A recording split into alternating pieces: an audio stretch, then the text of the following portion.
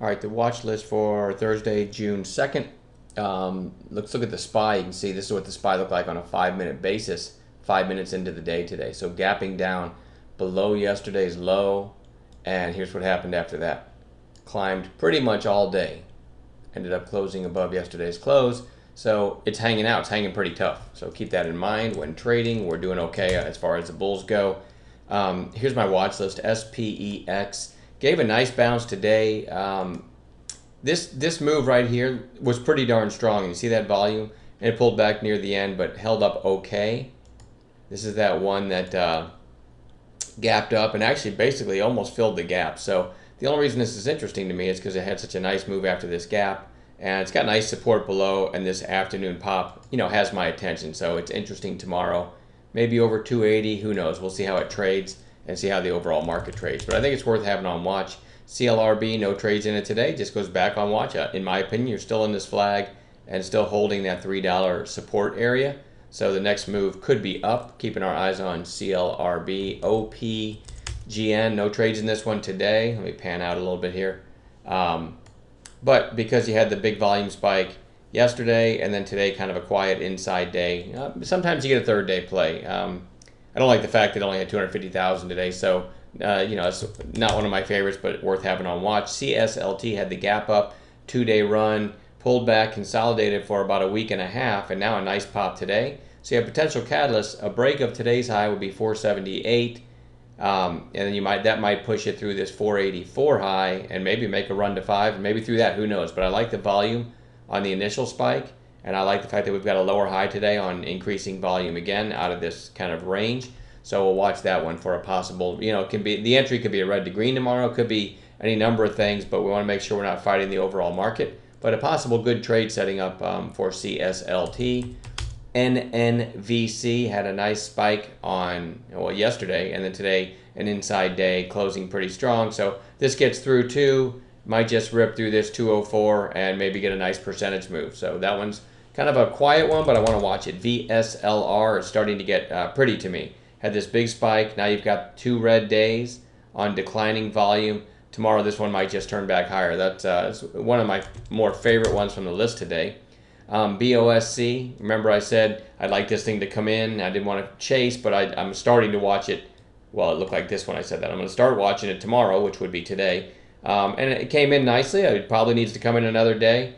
But a lot of times you can get this selling, and then a third day you get a rip again. So it definitely goes on watch, BOSC, only with a proper intraday setup. Soda gave a nice intraday reversal, closing at its highs. This was already on watch today. I did not catch this reversal. I never took a trade in Soda, but now it's still interesting to me for a potential long tomorrow. OPTT reminds me of that BOSC. No trades in this one today. I just missed it. What a huge move. But just like that BOSC, which came in today, PTT has to go back on watch, all right? And really, whenever you get this kind of a move on a low float stock like that, I'd like to see it come in for a couple days. So, I'm going to start watching it tomorrow, but this one will be on watch, as will BOSC, for the next several days, all right? Soda, I already talked about that one. Not sure why I had that on the list twice. Okay, and then lastly, VKTX. Nice little high volume breakout today out of this range. We'll be looking for a red to green or some kind of low risk entry tomorrow. Put in your notes that the high today was 169, because then over 170 is another possible catalyst. But we might catch an intraday narrow range break below that, knowing that 170 would be another catalyst above. So that's why I like having these recent high flyers or recent high relative volume stocks on watch, because we can get sometimes a very low risk entry knowing that we've got other dominoes to fall if it gets going, if that makes any sense to you. So I think, looking at my list, I think I've covered them all. We'll be adding gappers in the morning as well. All right, remember, it's kind of summer trading, lower volume, pretty important to make your money in the first hour, hour and a half, 2 hours, and then go easy the rest of the day. Actually, a couple examples real quick from today. I called NERV.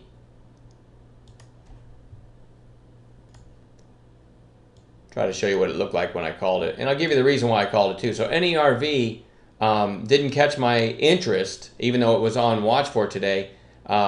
until it looked just like this. All right, so you had the early high in the opening 5 minutes.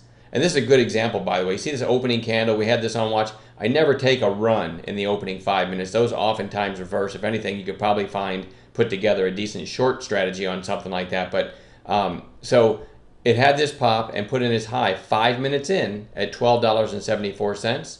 Sells off. Again, I wasn't really looking for a reversal. I'm more of a momentum trader where when I call an entry, if it hits my entry, it should work right away. So I don't have that patient personality to try to nibble down here and then hope it works its way back up. I like stuff that, with catalysts right above, for lack of a better term. So you had this pop. We already know it's a recent high flyer, right? You can see the gap up and the huge move here. So I'll pan back in a little bit here. So then you had this early pop, and then when I saw it come up and flag below the early highs, the reason I liked it over this flag and not necessarily this flag is because if you break this flag, look what's to the left. Just a high of day break right above, and that could be where you start your short squeeze, right? Which was also above yesterday's high. So bulls are definitely in charge. So I call this long if it broke this little flag, 1268, which is probably right about here. I gave the worst case stop, I think 40 something. And then it triggered, did not hit the stop, and ended up giving a really nice move. Some people may have killed it after it came back down, and then taking it on the new flag. I mean, there's a bunch of ways to trade it, but it held it looks like a 23-cent stop, which isn't bad on this stock, and it moved it all the way up to $14.54 on 23 cents risk. That was almost $2 move on 23 cents risk. It didn't stop out. Another example from today, SRPT, kind of the same thing. This was in the video last night, and I just called it over this flag with a stop below this flag with the high. Notice the high of day just above. And that's a lot of times. Did the same thing too. Broke the high of the day, pulled back, and then went, but didn't hit the stop. Went to 2180 from my 2114 idea. Still not too bad. And then CBMX, I called. Show you what this one looked like. A lot of the low flow stocks were moving like crazy, and I called CBMX when it looked like this. So you had this huge volume move. It stopped at 381, hit 381 again. Sellers came in. As it started to curl back up, I called it at 382. I think I said stop 17 cents below, but I wouldn't have let it go that far against me. But there's the 382 trigger. And within like 6 minutes, you're up at 440-ish. It maybe took 8 to 10 minutes. And that's a huge percentage move in about 10 minutes. So that was a really nice one, too, for me. Had a very nice day. So these are some examples of kind of what we look for on an intraday basis. And again, I'll be watching this list I just gave you, and we'll add some gappers in the morning as well. So enjoy the rest of your evening, and we'll talk to you tomorrow.